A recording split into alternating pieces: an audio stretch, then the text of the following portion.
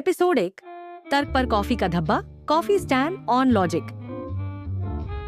College वह जगह जहां जिंदगियां बनती हैं, जहां तर्क की किताबें खरीदी जाती हैं और भावनाओं की स्क्रिप्ट लिखी जाती है।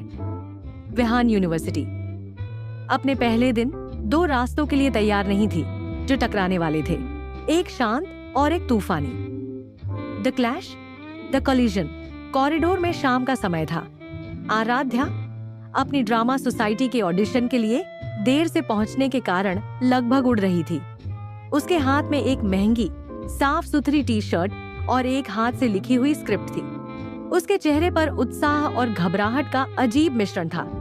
दूसरी ओर कबीर बिल्कुल विपरीत, एक दुर्लभ इंजीनियरिंग फॉर्मूला बुक को छाती से लगाए हुए, माथे पर चश्मा और हाथ में एक बिल्कुल गर्म ब्लैक कॉफी का मग। वह अपनी दुनिया में खोया हुआ था, जहां सब कुछ व्यवस्थित था, गणित की तरह सटीक, कथावाचक।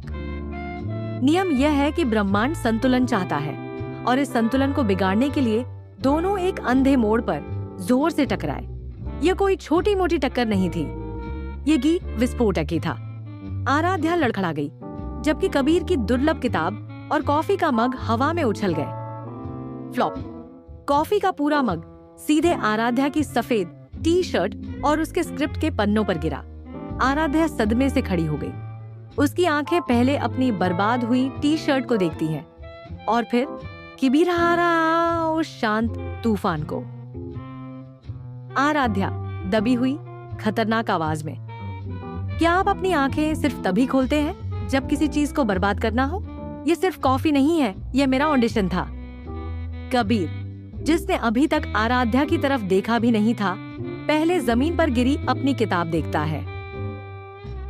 कबीर शांत लेकिन तीखेपन से, और यह महज एक टी शर्ट नहीं है, यह एक फॉर्मूला बुक वाइन है जिसकी प्रिंटिंग बंद हो चुकी है। अगर आप नाटकीय रूप से उड़ना बंद कर दें तो शायद हम दोनों की संपत्ति बचा। आराध्या, ओह तर्क, तो आपका तर्क कहता है कि मेरे शरीर पर कॉफी उड़ेलना सही था? आप अहंकार से भरे कॉफी फेंकने वाले रोबोट हैं।